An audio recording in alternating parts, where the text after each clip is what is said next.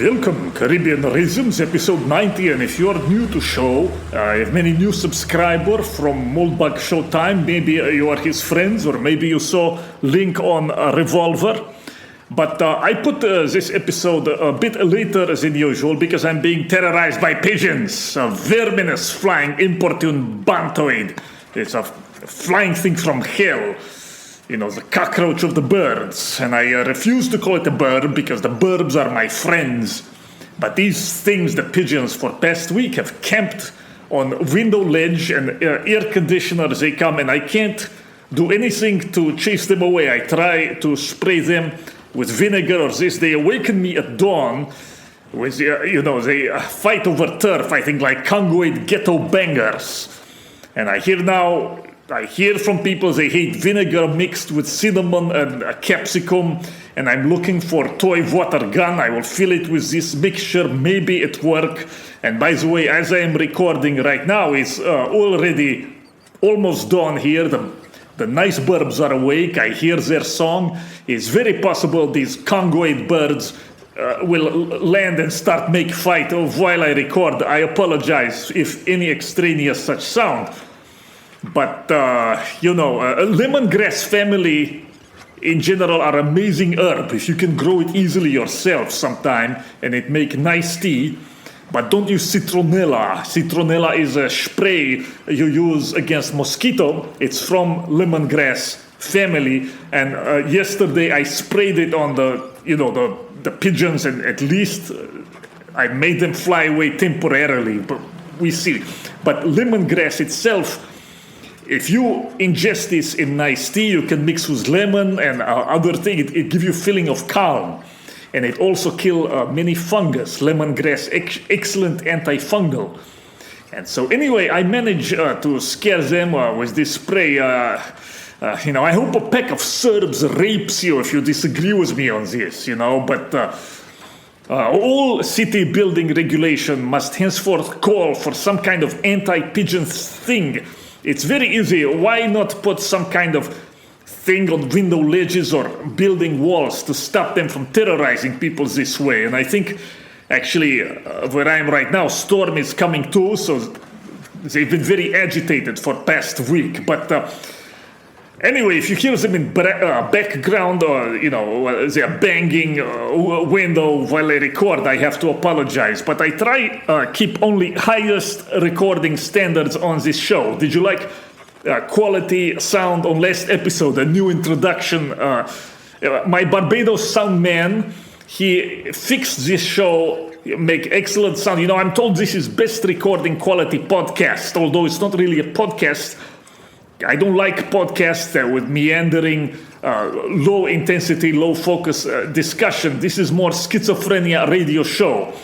And if you are a new subscriber, I welcome you, but also be warned, this show is not, what you might be used to. Let me put it this way. If you come from conservative talk radio world, this might be a bit different. Michael Savage is an amazing performer. He's the only talk radio show I listen to lately. He was big inspiration for me years ago. He's a man mixes energy of Spanish Civil War psychotic broadcast with Catskill comedian type, but otherwise opinions on this show that you might find unusual, and I don't usually talk just politic of day. So today this especially will be different. It will be my first movie review show. And I will review Bridge on the River Kwai from 1957 and two movies from 1980s that take place in Paris. One is Roman Polanski, Frantic from 1988, I think, starring Harrison Ford.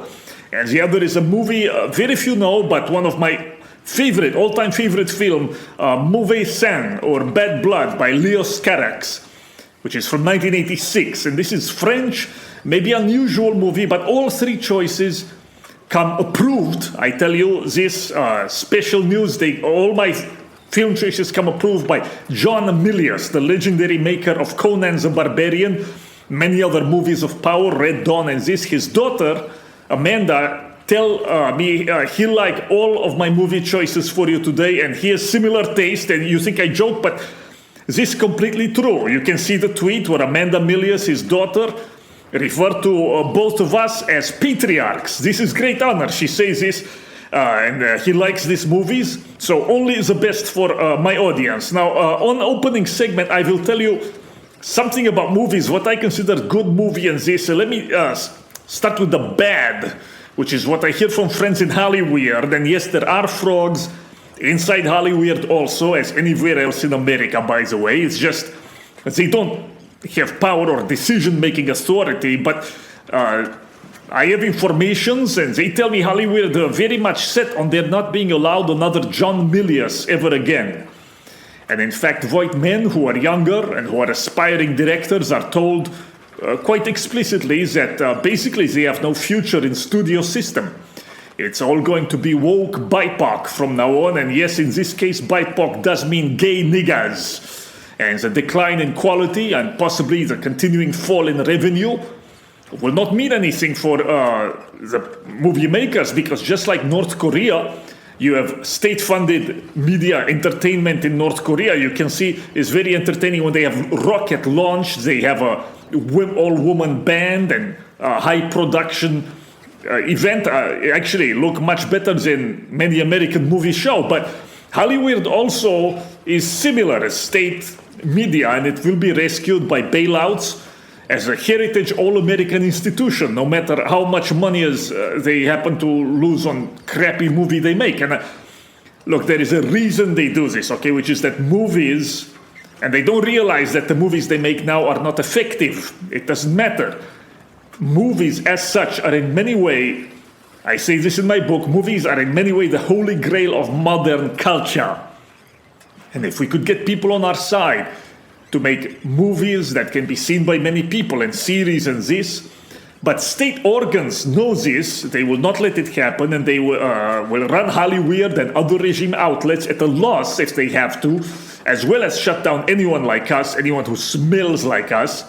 And if they cannot stop our movies from being made because, let's say, maybe we turn to methods outside studio system, you can do a movie with your friends now. I mean, David Lynch, Inland Empire, I think is a masterpiece movie, and he shoot all on digital camera, which can be very high quality. Now, you can make this yourself. But let's say you make such good movies, then state will step in, and they will stop outlets. They will stop distribution, in other words. Forget about theaters and all this. This is what I'm told. And in some way, America has always done this. I talked this weekend with very interesting man. I never reveal name, but he is very interesting scholar. I will just say this. I cannot say who, but he reminded me in late 1930s, publishers and movie makers and so forth who were not on board with New Deal and with FDR's warmongering, they were censored, they were blacklisted. And you only hear now, of course, about McCarthy times in 1950s. But no, this was original blacklist of Americans against involvement in stupid wars. The America First movement, and at the beginning of World War II, for example, Disney Studios was occupied, requisitioned by military. It was the only studio that was occupied. You know, they were all in Hollywood, only this one. Why? Because Walt Disney was not, he was not a tribesman. The only one who was not, the only studio owner who was not a tribesman. And he was also staunchly America First. And for these political, ideological reasons, his studio was occupied. So do not pretend that America doesn't have state repression of speech and thought. They will shut down your studio, occupy it with military, do IRS investigation on you. It's had this for many decades. Although there is a benefit, I think, in making regime go mask off and heavy-handed and provoking them to do this even more, because when you get them, when you push them into that corner, they become wild rabid dog lashing out. It makes things clearer for more people, yes. So anyway, Ron Unz, if you are interested, the famous white nationalist Ron Unz, who grew up speaking Yiddish, him. The Yiddish white nationalist Ron Unz, but he documents many things I just tell you. The late 1930s blacklist and this Disney stories is interesting, unrelated by the way, but Walt Disney, the name, it's a Norman name. I don't know if you've ever had Disney dairy products. D''ISIGNY. This said to be some of best dairy product in world. You can often find their butter now, or their brie sometime in some supermarket now in America. But Disney is the village still in Normandy. That's the name, and the name Disney comes from that. It's an Anglification or whatever you want to say, a Saxonification of the name, but he's of Norman stock. Is America an anti-Norman conspiracy? Who knows? But so anyways, this is what I hear. And very bad news from film world that the plain, how to put it, the plain truth of it is any movies like John Milius made are henceforth going to be impossible. That's the decision at top levels. This is order being given down. And really any movies like what I discuss on this show will be impossible going forward, which is not as if Milius makes political movies, by the way. And the three choices I talk on this show, the three movies, are not political either, really. But that's the point. They only want political propaganda that beats you on the head, that promotes their new woke America, their new woke American man. The ham-handed thing that will be used as billy club to harangue and hit over the head with this. So what would be needed, of course, from our side would be the very opposite. Meaning artistic, exciting movie that subtly and indirectly promote the health and vitality and freedom that this tyrannical schoolmarm regime wants to smother out. Not that there isn't a place for political movies also. I mean, explicitly political movies are fine too. Amanda Milius herself make movie, I think it's called Plot Against the President. And Cernovich, he make movie called Hoaxed, and these are, I recommend both to you, and you should see them and promote them. They're very useful, good movie, documentary style. But I prefer a different approach, something indirect, based not on documentary or explicit recall of a political program or this, but appealing to a pre-rational. And I think in my pre-rational is superior. It's instinctual based in human spirit, where tastes and passions and visions can be reformed without argument. Effective discourse today, if you can call it discourse. Look, there are still essays and debates in this. If you're good at that, then do that. But I'm saying effective communication today really takes place at pre-rational, emotional, and often visual levels through mass art like movies. And if you do books, maybe books and words of energy. I try to do some of this in my book, or images of power of various kinds, videos and this. And I think movies must be somehow, if we can create and disseminate the right movies, which is the most important form of possible popular communication now. And why do I say possible? Because I think actually when you look at the revenue and what attract the most popular energy, music is still number one. Music stars, music songs are still number one pop culture product. But it's, I think today is far harder to spread any political content in popular music. Even indirectly. That is its own big discussion. Maybe I do another time, because from Plato to Nietzsche and later you have profound reflection on how music is the queen of arts and close connection between music style and social and political state. Indirect but close connection. But that should be its own show. And in modern context, our time right now, is not really possible, I think, to try to affect culture in any relevant way through pop musics.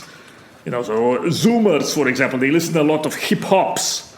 And I know some of you think, by the way, that is political content type music, but it really isn't. And its spiritual effects are ultimately no better or worse than other kind of pop music that have been disseminated over the last few decades. They're all bad, by the way.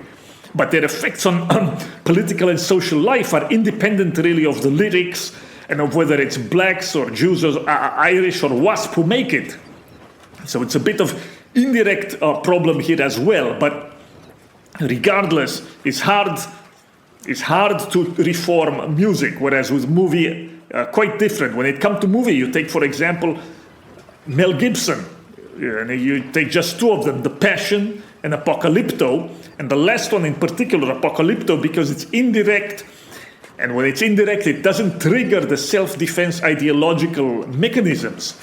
But Apocalypto is probably the most powerful pro-Christian movie of last 20 or 30 years, and it affects our audience on a vital, pre-rational, aesthetic level that is more profound and long-lasting than, let's say, a logical argument, which can be swayed and which puts someone actually in antagonistic frame where they resist. But so this is what I mean. If we could make movies like Apocalypto, not necessarily Christian like that in message, but for our side in general, we are a broad alliance. Some of us are religious, others have other priorities, but we're a broad alliance on the, let's say, loosely called the right.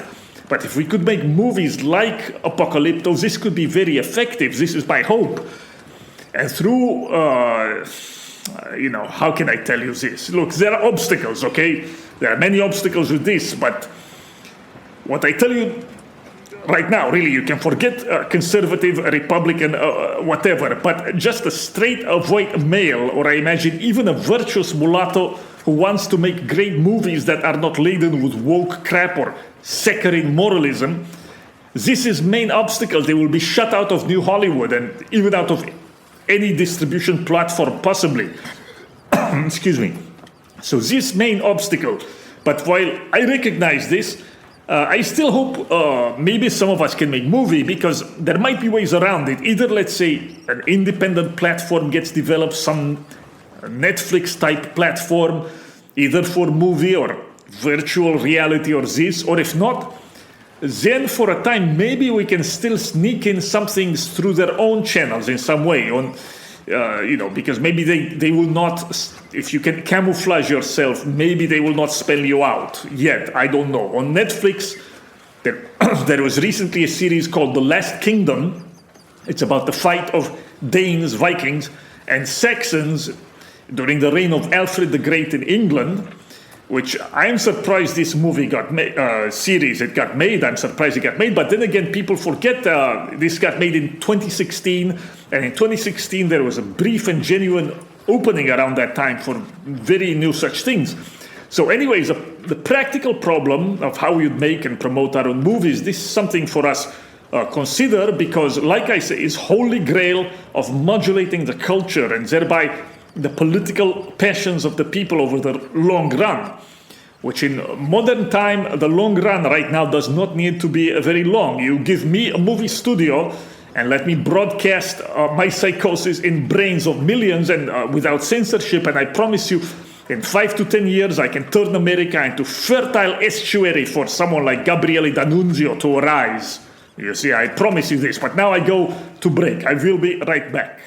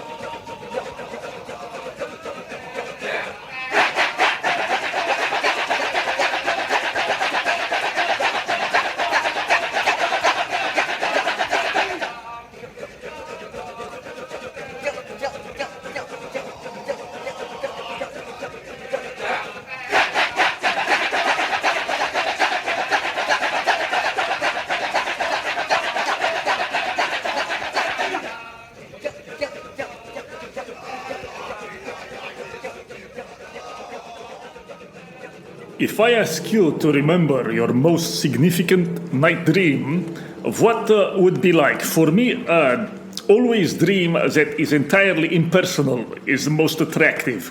These are some of my most dear memories in general, actually, of dreams I had at night, things I've seen, very magnificent scenes during dreams where no one I knew was in it, no personal affair.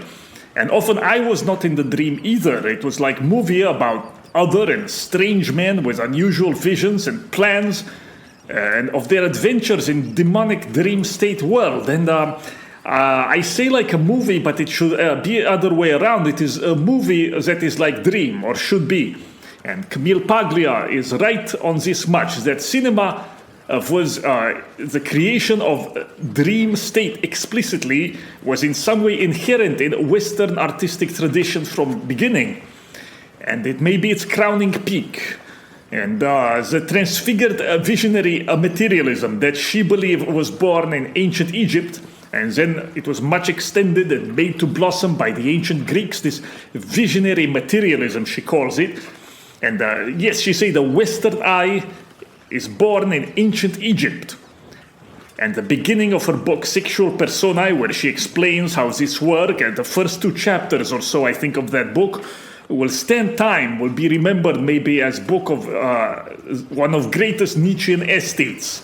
At least the first 2 chapters of that. She calls it visionary materialism, and she sees cinema dream state inherent in Apollonian rite, and in some way even in philosophical tradition. I believe she connected to Plato as well. And I believe in this, although she doesn't go as far as she should with it, because if you understand movie as dream state, you must abandon, I think, also the pretense to literary or theatrical dramatic development.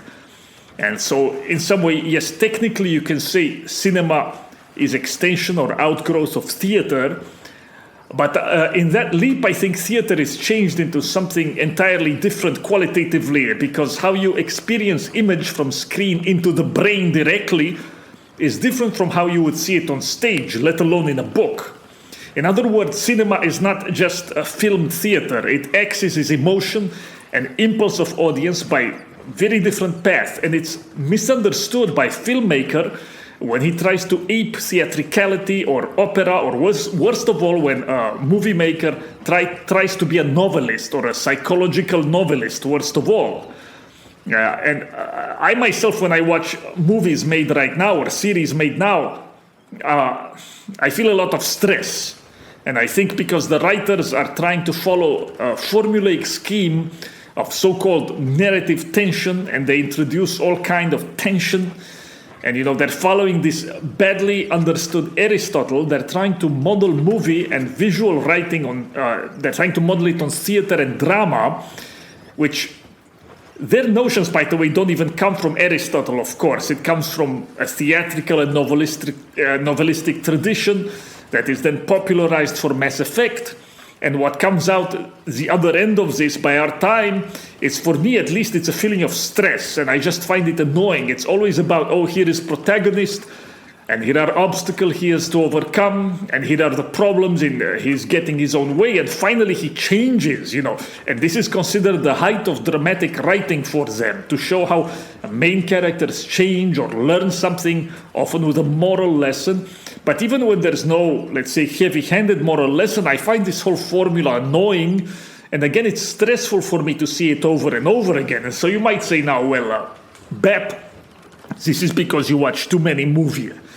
You know, and this is something often thrown at critics, that they watch too many movies, and so they lose the thrill or innocence with which a popular audience, and a popular audience maybe only watches a movie once in a while, much less, therefore might be even have more direct, naive experience of this art, but, you know, they're not as jaded.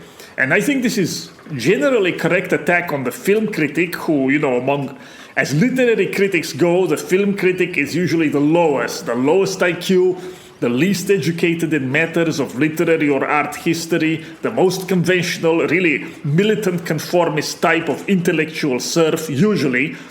And even when they're not this way, they're prevented from doing any kind of good job because, you know, they can't do spoilers.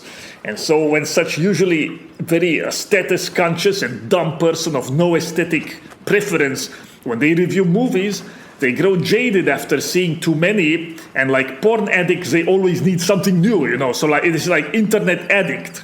I could tell you some stories, some of them about online characters that you like or that you used to like, who are really catty homo types, and I've seen them complain before. They would say things like, bronzeagepervert and Wrath of None, I don't like these accounts because they're always the same thing, but I always want to see something new.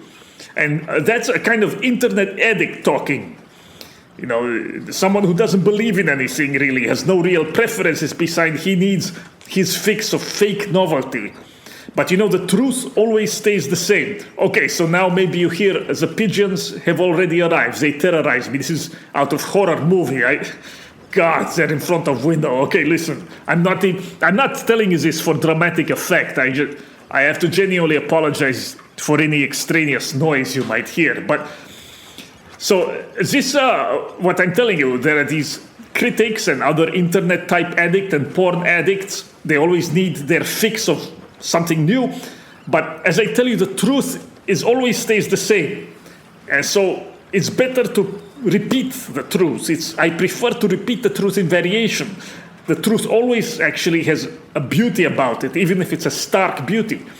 And to repeat an old and true idea in a new way, I think, is a higher task than to throw some irrelevant fashionable novelty for the sake of novelty. And in this sense, the attack on film critics and on their disdain for popular taste is justified. You can disdain them for their fake taste for novelty. But this is not what I talk about. I think in some way, most movies I show today are actually unpleasant even to a popular audience, even someone who only occasionally watches for entertainment. The movie writer is actually not an innocent type giving the people the entertainment they want, what tickles their aesthetic fancy.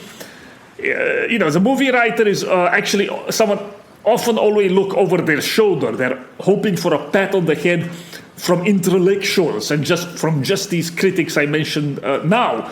And this corrupt movie making, especially in the sense that I'm talking, it has a bad conscience because they think that drama, the literature, the novel are a higher form of art, and they want to make movies that conform to literary formulas. And the worst of such movies are the West Wing type shows, I think, and that movie about Facebook. Actually, I think West Wing and the Facebook movie, what is it called? Social Dilemma, I don't know. I think it's made by the same person. They're these chatty, self-consciously witty dialogue contrived to flatter the intellectuals' aspirations of the midwit striver audience.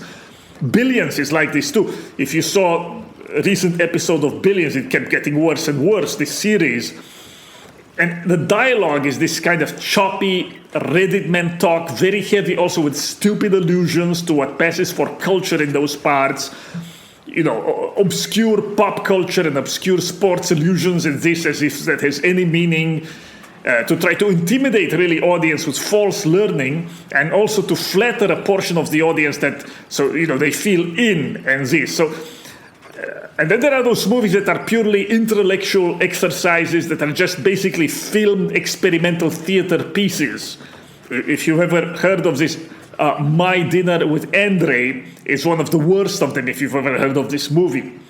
If you want to do philosophy, it's basically just two men talking in a coffee house. But I'm saying if you want to do philosophastering, just write something. Okay, you don't need to film people with constipated face talking back and forth like this. I've never liked so-called theater movies. Almost none of them work. And the worst praise I've seen a critic give a movie is word-loving. Okay, word-loving for people who cannot keep attention to read or write something important. It's like a pervert with a big plastic dick sticking out of small panties and the skirt. Like people who go on Twatter to drop names and pretend they're great philosophy mind and complain. They complain about the raucous atmosphere on, Twitter is really a mass communication populist platform geared for humor. So you shouldn't go on there and complain about this and, I'm a high-minded intellectual, I look down on you. By the way, radio similar, which is why I think many intellectual podcasts, okay, and I have friends who do them, maybe sometimes they're good. In my opinion, radio is a mass communication populist medium. It's meant for short segments and humor when you can do it. But so anyway, now what with Stillman, you know, this movie maker, he is a little bit different, even though he's dialogue-centric movie maker. But his films are also visually interesting, so they're usually visually interesting. They're saved by that. He's the one, by the way, who made trilogy Metropolitan, Last Days of Disco, and Barcelona. And he's always funny because dialogue is so self-consciously earnest sometimes. You see, he doesn't take himself too seriously. But that said, I think also what he does is fundamentally a misuse of a movie medium. This what just my personal preference, what I'm about to say, maybe goes too far in other direction. But what do you say about movie or shows that shamelessly tries to please you visually, and just that? What wrong with this? Why it even need a plausible storyline and narrative development? Why? What about film that does away entirely with pretense to narrative tension and overcoming obstacle character arcs and all this pseudo-Aristotelian, or should I call it Aristotelian drama school nerd formula? You know, what about movie that simply present a good and fortunate funny scenes for enjoyment? For example, I would like to see a movie without any obstacle, which made me feel stressed out when I see here is a danger. I don't like that. I want to see a movie or a show where a magnificent main character moves from one victory to the next with no resistance or almost none. What's wrong with this? The so-called narrative tension, I keep telling you, stresses me out. Does it not stress? If you don't feel anything in your daily life but boredom or humdrum, maybe you want some kind of so-called catharsis or feeling emotional drama or whatever, but I don't like that.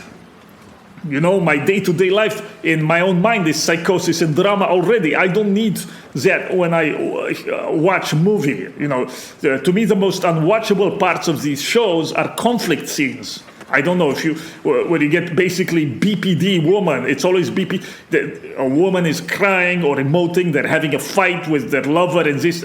There is always this attempt to evoke emotion from audience in contrived ham-hand way with just depicting hysteria, you know. But I'm going a step beyond that here and asking you, what would be wrong with showing in movie or series just good-looking people having light adventure?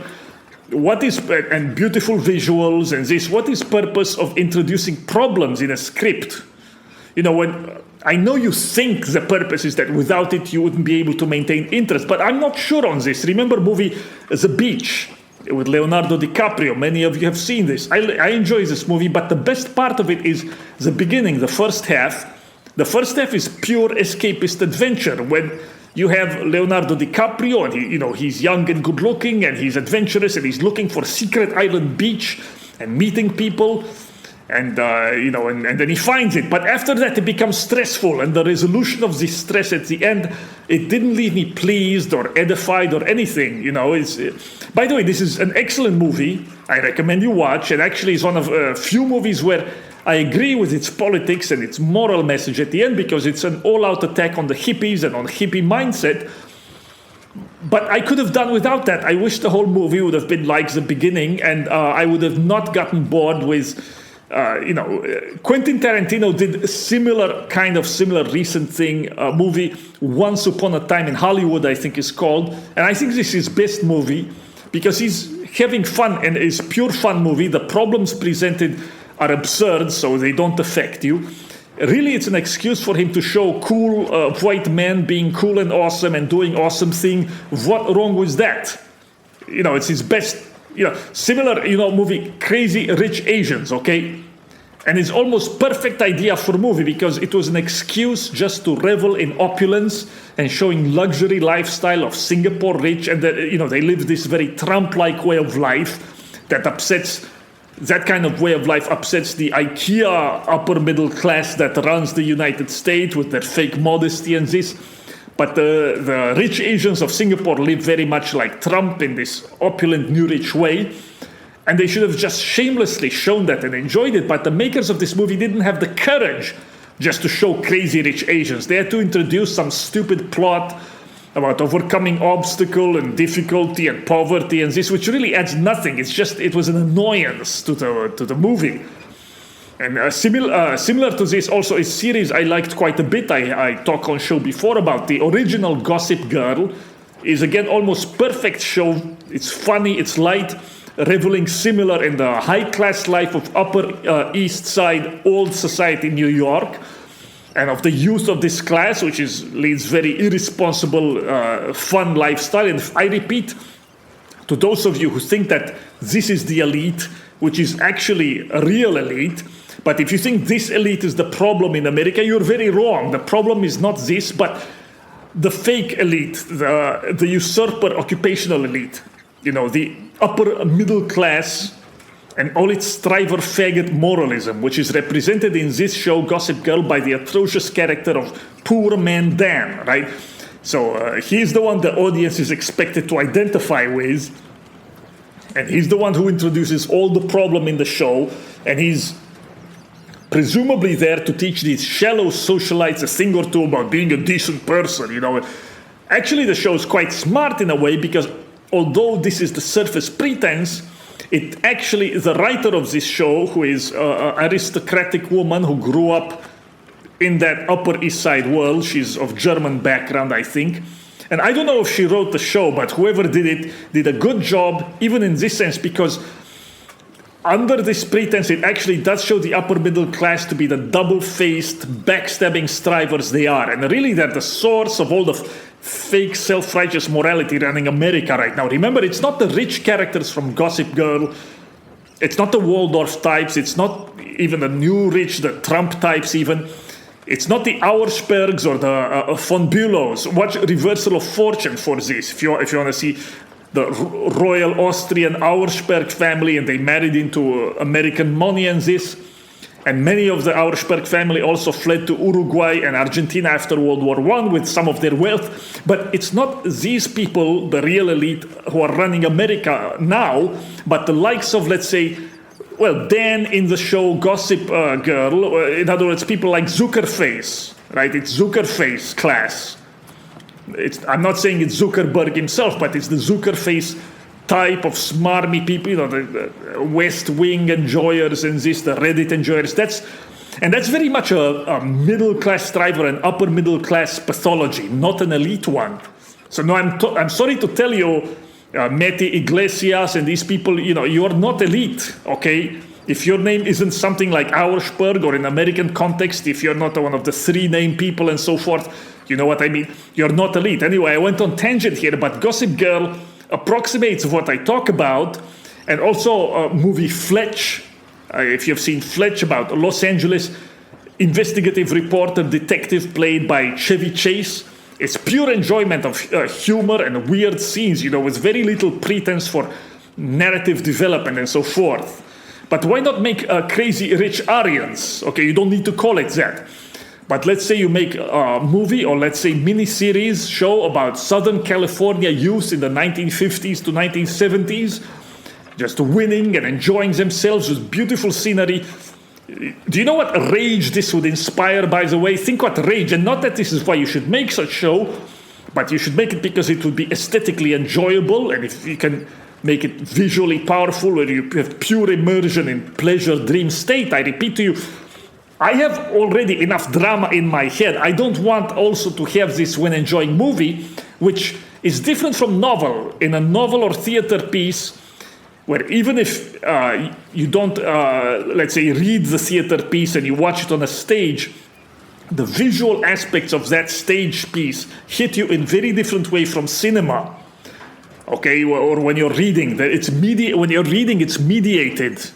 But when you watch movie, it hit you very much direct on pre-rational level, as if it's actually happening. So the experience of stress and tension can very rarely be made pleasurable. I'm not saying never, but very rarely can be actually made pleasurable. So you have to first be able to induce in the audience some kind of immersive mood trance state.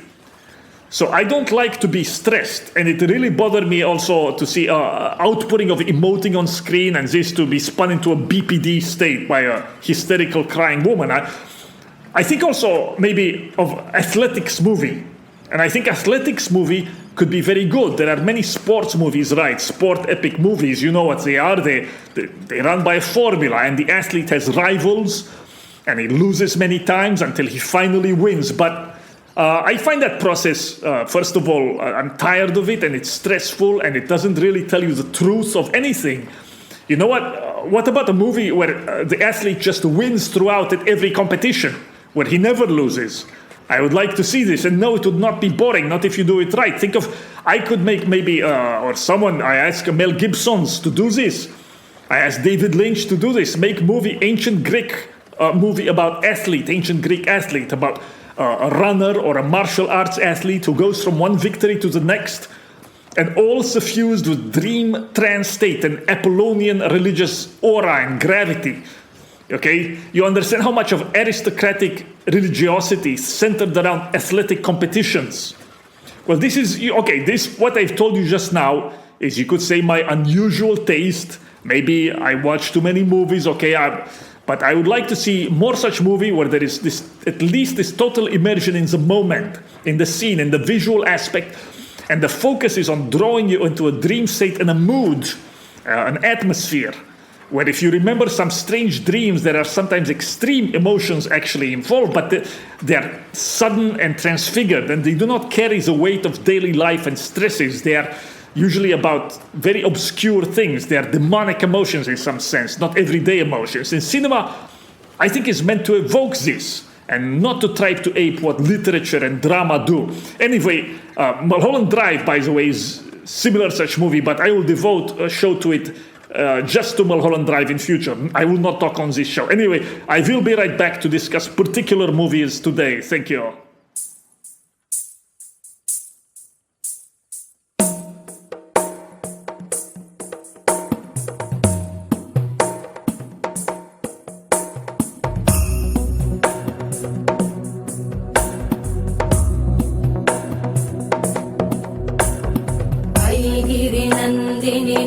नन्दितमेदिनि विश्वविनोदिनि नन्दनुते गिरिवरविन्द्यशिरोधिनि वासिनि विष्णुविलासिनि जिष्णुनुते भगवति हेशिति कण्ठकुटुम्बिनि भूरि कुटुम्बिनि भूरि कृते जय जय हे महिषासुरमर्दिनि रम्यकपर्दिनि शैलसुते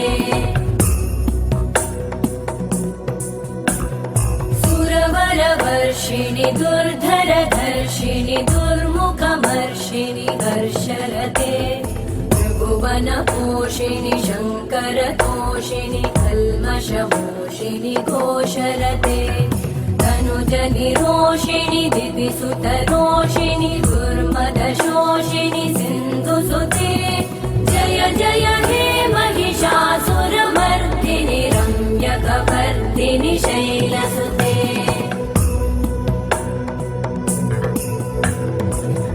जगदम्ब मदम्ब कदम्ब वनप्रियवासिनि हासरते शिखरि शिरोमणि तुङ्ग Himalaya शृङ्ग निजालय मध्यगते. Bridge on River Kwai from 1957 by David Lean, not to be confused with David Lane. The same director who made Lawrence of Arabia is a powerful Quaker man. And his all-time favorite movie of Many Frog and Other Friends is this a movie that wins both as a visual dream and as a dramatic narrative. But ultimately, I think visual aspect and the humor style is what makes it. And there's a scene made me laugh with a Japanese camp commander with American calendar with pin-up girl. It's just this understated humor, absurd, makes you giggle. So... Look, I cannot give you plot summary, or again, I'm not into much breakdown of story as if it was literary book report project, so you must watch movie yourself or look up synopsis if you want, but this is well known. It's English prisoner in a Japanese POW camp, and they have to build bridge under forced labor, and there is a rescue attempt in this, but really the movie is about something else. Is about clash of very strong, uncompromising character driven by one thing each. Single-minded men driven by a kind of inner engine, higher purpose, to a time driven to absurd measure in name of a cause, no matter what the consequences, and colliding with each other in a monster of will at the end.